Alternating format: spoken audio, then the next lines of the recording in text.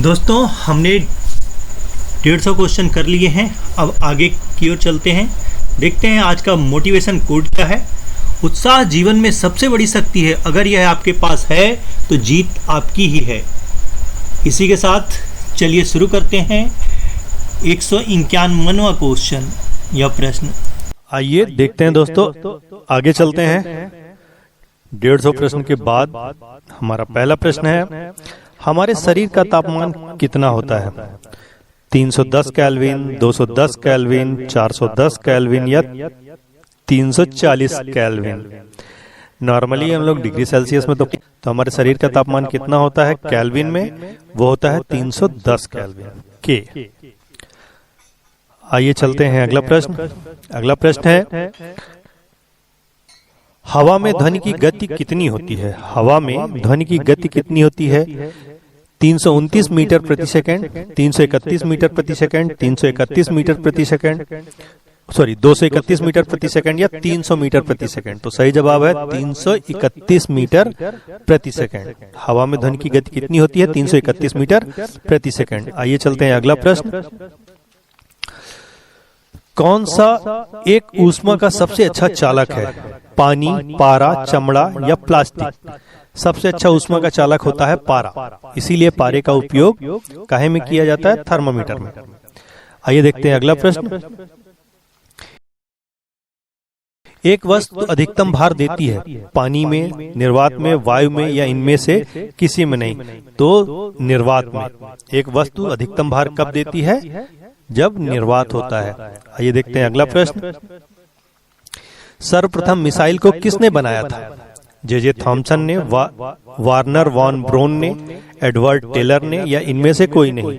तो सही जवाब है वार्नर वॉन ब्रोन ने सर्वप्रथम मिसाइल को बनाया था। Wernher von Braun, Wernher von Braun ने सर्वप्रथम मिसाइल को बनाया था।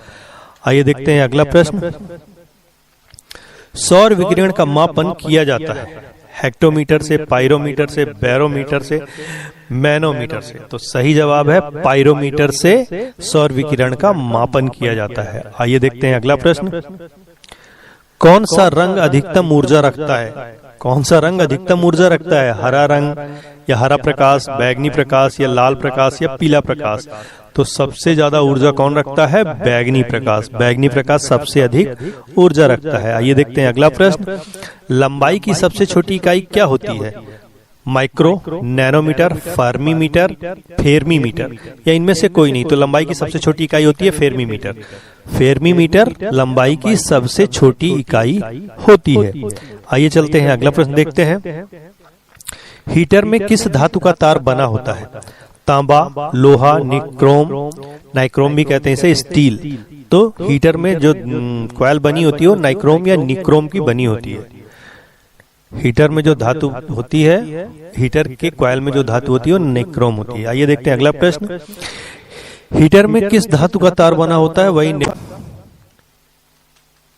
आइए देखते हैं अगला प्रश्न। अगला प्रश्न है, गुरुत्वाकर्षण सिद्धांत किसके द्वारा दिया गया था? गुरुत्वाकर्षण का सिद्धांत किसके द्वारा दिया गया था? वो दिया गया था आइजैक न्यूटन के द्वारा। गुरुत्वाकर्षण का सिद्धांत किसके द्वारा दिया गया था? आइजैक न्यूटन के द्वारा, चार्ल्स बेबेज के द्वारा, अल्बर्ट आइंस्टीन के द्वारा या कि जेम्स गोसलिंग के द्वारा? तो सर आइजैक न्यूटन ने दिया था वैसे गुरुत्वाकर्षण का सिद्धांत, आइजैक न्यूटन। सही जवाब है आइजैक न्यूटन। अगला प्रश्न देखते हैं। पॉजिट्रॉन के आविष्कारक कौन थे? पॉजिट्रॉन या पॉजिट्रॉन की खोज किसने की थी? विलियम चैडविक ने, एंडरसन ने, रदरफोर्ड ने, चार्ल्स बेबेज ने? तो पॉजिट्रॉन की खोज की थी एंडरसन ने। एंडरसन ने पॉजिट्रॉन की खोज की थी। सही जवाब है एंडरसन। एंडरसन ने पॉजिट्रॉन की खोज की थी। आइए देखते हैं दोस्तों अगला प्रश्न। क्यूरी किसकी इकाई है? तापमान की, लंबाई की, ऊष्मा की, रेडियोधर्मिता की? क्यूरी किसकी इकाई है? रेडियोधर्मिता की। क्यूरी किसकी इकाई है? रेडियोधर्मिता की। आइए देखते हैं अगला प्रश्न। हाइड्रोजन बम किसने बनाया था? सबसे पहले हाइड्रोजन बम किसने बनाया था? एडवर्ड टेलर ने, सैमुअल ने, जे रॉबर्ट ने, या इनमें से कोई नहीं? तो एडवर्ड टेलर ने हाइड्रोजन बम बनाया था। हाइड्रोजन बम के जो आविष्कारक हैं वो कौन है? Edward Teller. आइए देखते हैं अगला प्रश्न। स्कूटर के आविष्कारक कौन थे? स्कूटर के आविष्कारक कौन थे? ब्रैडशॉ, विलियम चैडविक, बिम ओबोटर, इनमें से कोई नहीं? तो बिम ओबोटर स्कूटर के आविष्कारक थे। विम ओबोटर स्कूटर के आविष्कारक कौन थे? विम ओबोटर। आइए देखते हैं अगला प्रश्न। आर्द्रता को मापा जाता है, लिखने में गलती है, आर्द्रता। हेक्टोमीटर, लेक्टोमीटर, हाइग्रोमीटर या हाइड्रोमीटर से? तो आर्द्रता को नापा जाता है हाइग्रोमीटर से। अगला क्वेश्चन है, नपुंसकता किस विटामिन की कमी से हो सकती है? Vitamin A, vitamin E, vitamin B, vitamin D? तो सही जवाब है विटामिन ई। विटामिन ई की कमी से नपुंसकता हो सकती है। आइए देखते हैं अगला। एसिटिक अम्ल का रासायनिक सूत्र क्या है? CH3COH, CHCO3H, COOH, CO3, CH3COOH। तो इसका सही जवाब है CH3COOH। एसिटिक अम्ल जो है इससे सिरका भी बनाया जाता है, या सिरका ही होता है ये। इसका उपयोग पदार्थों के परिरक्षण में किया जाता है, एसिटिक अम्ल। आइए देखते हैं अगला प्रश्न। ये देखिए आ गया, खाद्य पदार्थों के परिरक्षण में किसका उपयोग किया जाता है? किसका उपयोग किया जाता है? एसिटिक अम्ल का या सिरके का? CH3COOH। इसे एथेनॉइक अम्ल के नाम से भी जाना जाता है। इसका उपयोग ऑयल पेंट में विलायकों के रूप में, लकड़ी के फर्नीचर की पॉलिश करने में, सफाई करने में तथा खाद्य पदार्थों के परिरक्षण में किया जाता है। एसिटिक अम्ल ही कहते हैं इसे, ठीक है, CH3COOH का उपयोग। आइए देखते हैं अगला प्रश्न। अगला प्रश्न है, सिरका किसे कहते हैं? एसिटिक अम्ल के 3 से 4% विलयन को, एसिटिक अम्ल के 90% विलयन को, एसिटिक अम्ल के 120% विलयन को, या एसिटिक अम्ल के 50% विलयन को सिरका कहते हैं? सिरका किसे कहते हैं? तो सिरका कहते हैं 3 से 4% विलयन को।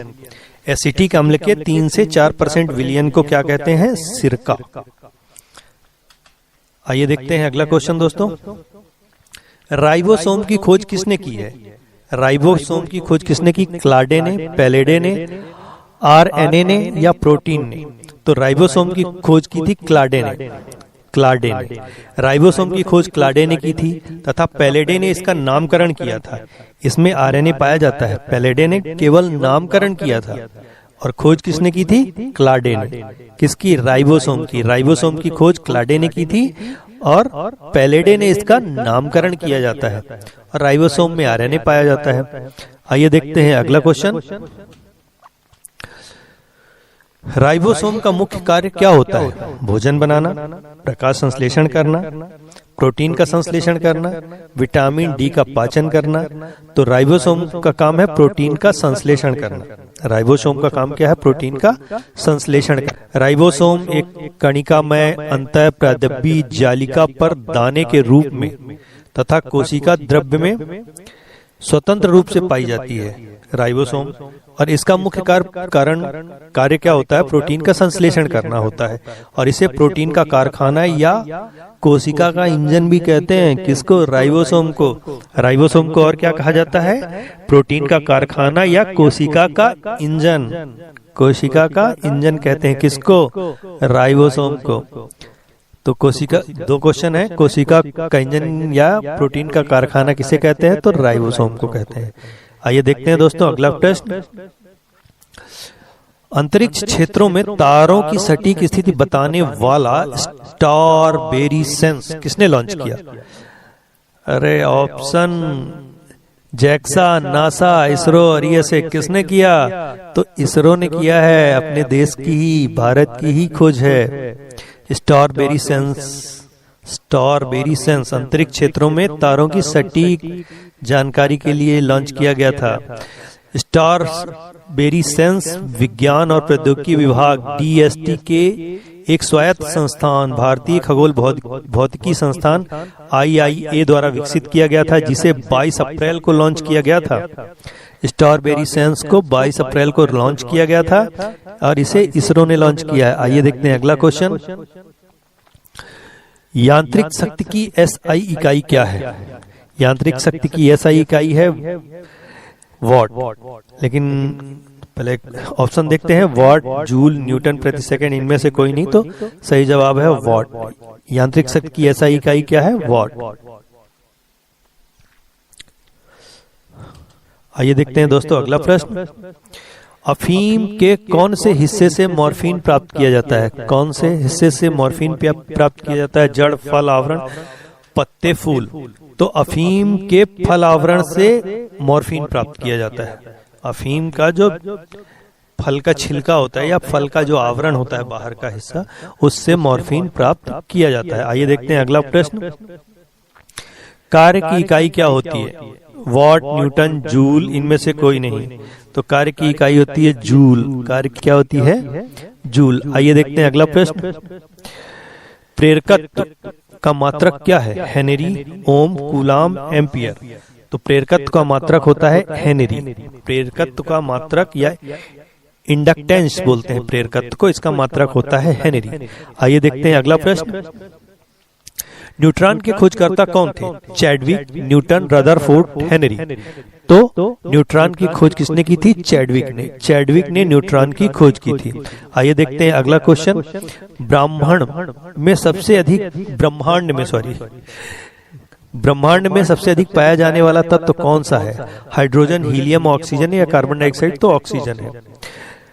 ब्रह्मांड में सबसे अधिक पाया जाने वाला तत्व कौन सा है? ऑक्सीजन। आइए देखते हैं अगला क्वेश्चन। सूर्य पर सर्वाधिक मात्रा में पाई जाने वाली गैस कौन सी है? हाइड्रोजन, नाइट्रोजन, हीलियम या इनमें से कोई नहीं, तो सूर्य में सबसे ज्यादा मात्रा में पाई जाने वाली गैस कौन सी है? हाइड्रोजन। हाइड्रोजन।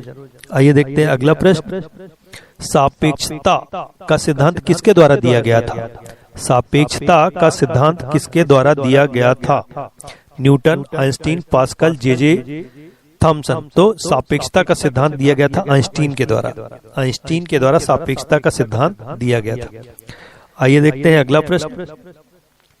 किसकी कमी के कारण थायराइड ग्रंथि की अत्यधिक वृद्धि हो जाती है? Iron, iodine, calcium, haemoglobin. तो आयोडीन की कमी के कारण थायराइड ग्रंथि बढ़ जाती है। आयोडीन की कमी के कारण थायराइड ग्रंथि बढ़ जाती है। आइए देखते हैं अगला क्वेश्चन। साइटोलॉजी किससे संबंधित है? साइटोलॉजी फलों के अध्ययन से, कोशिका के अध्ययन से, पक्षी के अध्ययन से, पौधों के अध्ययन से। तो सही जवाब है कोशिका के अध्ययन से। साइटोलॉजी कोशिका के अध्ययन से संबंधित होती है। अगला प्रश्न है। एथलीट फुट रोग का कारण क्या है? कवक, जीवाणु, वायरस, प्रोटोजोआ। एथलीट फुट जो रोग होता है उसका कारण होता है कवक। एथलीट फुट जो रोग होता है उसका कारण कवक होता है। आइए देखते हैं अगला प्रश्न। विटामिन ए मानव शरीर के किस अंग में संग्रहित होता है? तो लीवर में। विटामिन ए मानव शरीर के किस अंग में संग्रहित होता है? तो लीवर में संग्रहित होता है। आइए देखते हैं अगला प्रश्न। विकास के सिद्धांत का जनक किसे कहा जाता है? न्यूटन को, डार्विन को, केल्विन को या थॉमस को? तो विकास के सिद्धांत का जनक डार्विन को कहा जाता है। विकास का सिद्धांत किसने प्रतिपादित किया था? डार्विन ने। आइए देखते हैं अगला प्रश्न। दुनिया का सबसे लंबा पौधा कौन सा है? पैरोकार्पस, टेक्टना, यूकेलिप्टस, इनमें से क्यों नहीं? कोई नहीं, तो यूकेलिप्टस। यूकेलिप्टस जो होता है वो दुनिया का सबसे लंबा पौधा होता है, यूकेलिप्टस। आइए देखते हैं अगला प्रश्न। बेरी रोग किस विटामिन की कमी से होता है? Vitamin A, vitamin C, vitamin B, vitamin B12। तो बेरी रोग विटामिन ए की कमी से होता है। विटामिन ए की कमी से बेरी रोग होता है। आइए देखते हैं अगला प्रश्न। कैल्सीफेरोल का किस विटामिन का रासायनिक नाम है? कैल्सीफेरोल। कैल्सीफेरोल विटामिन डी का वैज्ञानिक नाम है। Vitamin B12, vitamin D, vitamin A, vitamin ई, ये ऑप्शन दिए गए हैं। तो विटामिन डी का कैल्सीफेरोल नाम होता है। कैल्सीफेरोल विटामिन डी का रासायनिक नाम है। आइए देखते हैं अगला प्रश्न। फिलोक्विनोन फिलोक्विनोन किस विटामिन का रासायनिक नाम है? Vitamin B12, vitamin D, vitamin K, vitamin E। तो विटामिन K का रासायनिक नाम है फिलोक्विनोन। फिलोक्विनोन विटामिन K का रासायनिक नाम है। आइए देखते हैं अगला क्वेश्चन। पेलेग्रा किससे संबंधित रोग है? पेलेग्रा किससे संबंधित रोग है? आंखों से, त्वचा से, कान से, पेट से। तो पेलेग्रा त्वचा से संबंधित रोग है। पेलेग्रा त्वचा से संबंधित रोग है। आइए देखते हैं अगला प्रश्न। निम्नलिखित में से कौन सा एक सर्वाधिक विटामिन डी का स्रोत है? विटामिन डी का सर्वाधिक स्रोत क्या है? गाजर, कॉड लिवर ऑयल, पनीर, दूध। कॉड लिवर ऑयल होता है। Cod liver oil vitamin D का स्रोत होता है। Cod liver oil. आइए देखते हैं अगला प्रश्न। रासायनिक कारखाना मानव के शरीर के कौन से अंग को कहते हैं? रासायनिक कारखाना। अब बताइए, आंख, फेफड़े, दिल, लीवर। तो लीवर को रासायनिक कारखाना कहते हैं हमारे शरीर का। रासायनिक कारखाना कौन सा है? लीवर। अगला क्वेश्चन है, नेफ्रॉन मानव शरीर के किस अंग से संबंधित है? उत्सर्जन प्रणाली, जनन प्रणाली, परिसंचरण प्रणाली या इनमें से कोई नहीं? तो सही जवाब है उत्सर्जन प्रणाली। नेफ्रॉन मानव शरीर के उत्सर्जन प्रणाली से संबंधित होता है। नेफ्रॉन कहाँ पाया जाता है? किडनी में नेफ्रॉन पाया जाता है। चलिए आगे देखते हैं अगला प्रश्न। मानव शरीर में मेलेनिन का क्या कार्य होता है? तो मेलेनिन का कार्य सबको पता है। धूप जब लगती है तो क्या होता है? इंसान काला पड़ जाता है। धूल तो क्या होता है? मेलेनिन बढ़ जाता है। क्या करता है? आंखों को स्वस्थ रखना, त्वचा को रंग प्रदान करना, बालों का कालापन बढ़ाना, पाचन क्षमता को बढ़ाना। तो त्वचा को रंग प्रदान करना मेलेनिन का कार्य होता है। मेलेनिन का कार्य क्या है? त्वचा को रंग प्रदान करना। धूप के कारण यही बढ़ जाता है। चलिए अगला ऑप्शन देखते हैं, अगला प्रश्न देखते हैं। किस कारण हमारा खून लाल होता है? WBC के कारण, प्लाज्मा के कारण, प्लेटलेट्स के कारण या हीमोग्लोबिन के कारण? तो हीमोग्लोबिन के कारण क्या होता है? खून का कलर लाल होता है। आइए देखते हैं अगला प्रश्न। लाल रक्त कोशिका का वैज्ञानिक नाम क्या है? RBC का वैज्ञानिक नाम क्या है? एराइथ्रोसिट, राइबोफ्लेविन, कैल्सीफेरॉल, पेंटोथेंटिक एसिड। तो लाल रक्त कोशिकाओं का सही नाम क्या है? एराइथ्रोसाइट। एराइथ्रोसाइट लाल रक्त कोशिका का वैज्ञानिक नाम है। आइए देखते हैं अगला प्रश्न। सफेद रक्त कोशिका या WBC का वैज्ञानिक नाम क्या है? पहला एराइथ्रोसाइट, ल्यूकोसाइट, टोकोफेरोल या फाइलोक्विनोन। तो सही नाम है ल्यूकोसाइट। ल्यूकोसाइट WBC का वैज्ञानिक नाम है। आइए देखते हैं अगला क्वेश्चन। मादा पुष्प के किस भाग में निषेचन होता है? रेशा, स्टिग्मा, अंडाशय, पर्णवृंत। किसमें होता है? मादा पुष्प के किस भाग में निषेचन होता है? तो अंडाशय में निषेचन होता है। मादा पुष्प के अंडाशय में निषेचन होता है। आइए देखते हैं इस वीडियो का अंतिम क्वेश्चन। कौन सा ऊतक भोजन को पौधे के विभिन्न अंगों तक पहुंचाने का कार्य करता है? जाइलम, नाभिक झिल्ली, प्लाज्मा झिल्ली, फ्लोएम। तो फ्लोएम जो ऊतक है पौधे के भोजन को विभिन्न अंगों तक पहुंचाने का काम करता है। फ्लोएम। चलिए आगे देखेंगे अगले वीडियो में आगे के प्रश्न।